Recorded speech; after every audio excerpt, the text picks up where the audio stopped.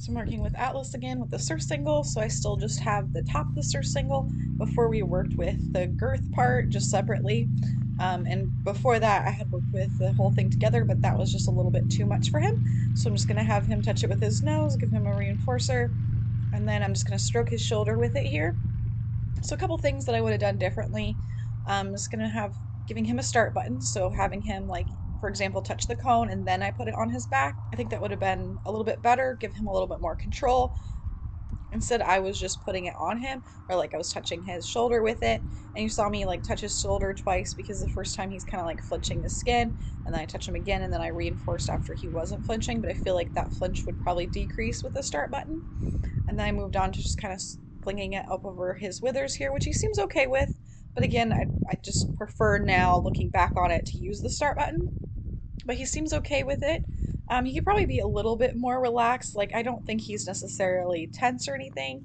Um, but he could have like lower his head and neck a little bit. And again, I could gauge that participation level a little bit more with the start button. So depending on how he touched the cone, was there latency when he touched the cone, like he hesitated, that kind of stuff. So just give me a little bit more information than him just standing here. So that's a lot, another more of the reasons of why I should use the start button. So, but I'm just kind of working on this, having it on for just a couple seconds and then clicking and taking it off. So while I was kind of explaining what I was doing earlier, I was just kind of increasing the amount of time that he would be cool with having that on his back. So it's on. So, and I'm also making sure that he's keeping his head straight. I think we worked on that last time where he kind of want to turn, especially when he's facing this way. When I'm working on his right side, he'd want to turn his head to the left. So I'm just kind of using my hand as a target. Then when he straightens out his head and has a surcingle on his back, then I would click and reinforce, because it kind of turned into a habit. Like he kept turning and looking at it. So once his head comes straight, then I'll click and reinforce. Um, because I don't want him turning to look at it all the time. It's not necessarily a bad thing, and I don't think it's coming from like a place of fear. I think it's coming from curiosity, and he wants to just see it, which is fine.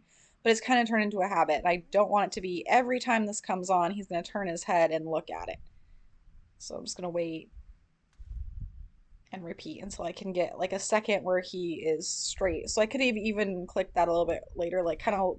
I didn't want to leave it on because I didn't want to. I haven't built up that duration yet, but like that time where he's kept his head straight, I could find a moment to reinforce, and I could also use the target to kind of help that a little bit better because this one I kind of just had to wait for it to happen naturally. Where if I maybe scooted him up to the cone, I could ask him to target it while I put that on, and then kind of created that behavior a little bit quicker. Because with other horses, this might have taken quite a bit longer. So that was another thing that I could have changed, but he looks okay here. We've gotten a few seconds with it on his back, and I've gotten to the point where I'm feeding him with it on his back. He got a little scared there when it hit the pole. So I just have like a rope through these little PVC poles and then attached to my cones. That was kind of my first phase of the around the round pen, or well, second phase because I had poles with rope, and then I got this, and now I actually have like the plastic PVCs with the little loops like you actually use for like traffic, and those work the best. But I wanted him to get used to that sound that the PVC makes, and like if it hits it, it's not a big deal. It's just kind of part of the deal. Like that's part of be having the surcingle on or part of saddling is just sometimes it hits the ground and it's not a big deal. So I don't want to necessarily be careful and not let it ever hit it, but I want to be mindful of it and just let the surcingle just kind of tap it a little bit and then reinforce, and then a little bit harder and reinforce and a little bit harder. So he just gets used to it. Like I'm just kind of picking it up and keeping my arm up higher for a little bit longer so that it's not just banging down on that pole and scaring him. I just kind of get into it gradually, and like there you can see me hold it up a little bit higher so it's not hitting. So there he's kind of lowering his head too a little bit. That can also be used as a start button, but it also has to be very clear.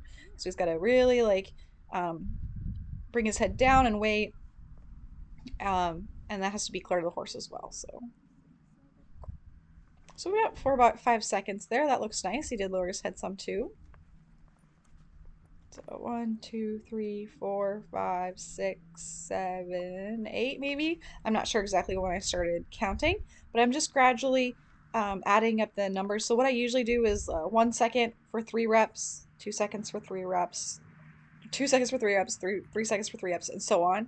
Um, and then if he can do that confidently those 3 times, then I'll move on. If he's struggling with it, then I'll stay the same or go back down. So, what I want to kind of change up doing is where they do 5 reps. I was reading Alexandra Kurland's book where she does like 5 repetitions. There's a word for it. I'm not sure exactly what she calls it, but if they get it right, like 3 out of the 5 times, I think you stay the same. And then I think if it's 4 out of 5 times, you can move on, or 5 out of 5 times, you can move on. I need to reread it, but just having a little bit more repetitions so you know if you should go down, stay the same, or move on with your repetitions. So yeah, I think it was if it was 2 reps, he was or and under he was not doing well, you'd have to go back to an easier step, something like that.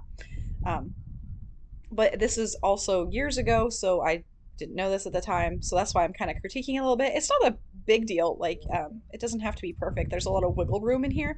Like, as long as I'm generally doing this well, but there's always refinement that can happen. So, I mean, he's being relaxed. He's wanting to participate. Right now, he's kind of got a little bit of a start button. He's like lowering his head. Now he's taking a step forward on. That looked very nice. So this is good progress. He doesn't seem to be worried about the surcingle at all. And I did go back and like take the surcingle part off of the girth. So all of this is promising. It just it's going to take me longer to teach these things because I didn't know quite as much. Like I should have broken it down faster. I should have taken more time with the surcingle. So it would have taken less time if I would have went back and taken the girth off weeks ago. I just didn't know that. So that's one of those things when you're doing a lot of training is if it's not working after a few sessions or you don't see an improvement after a few sessions, like go back or try something else. Because a lot of people are stuck on the idea of not wanting to go back or to an easier step. But really, you could rebuild a lot faster than if you plateau and just continue doing kind of the same thing forever. And that's what I was doing. So don't want to plateau and just stay the same. So same thing from the other side. I just have him target the surcingle and follow it to go to the other side. That works really well. I would do that with pretty much all the objects that we work with. And then same kind of thing, just working on swinging that on his back and now I'm building up duration same way that I did on his right side. So on his back, 1, 2, 3, 4, 5, click and take it off.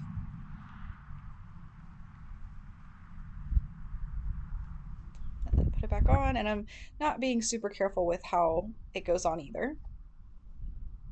Again, it's important that I'm clicking while the surcingle is on, taking it off, and then feeding. He's just not quite ready for a bunch of feeding with it on. I want him to have quite a bit of duration before I do that. Because it takes a few seconds to feed, so I don't want to take the chance that he'll get scared in those seconds. And this looks pretty good. Like he seems like he's just kind of hanging out. Like I like the idea of him being a little bit more engaged with the start button. He did well there where it kind of whacked on the pole there and he didn't have a reaction to it. So that looks good. So I'm just kind of taking some time to do some desensitizing to that. So just making it make a little bit of a sound and then pairing that with food. Perfect. So this is definitely an improvement. We still have some subtle things that we can work on, but we're building confidence and improving my training skills. So that looks really good. That one step forward, that's what I start with, is just one step, so it's not too much.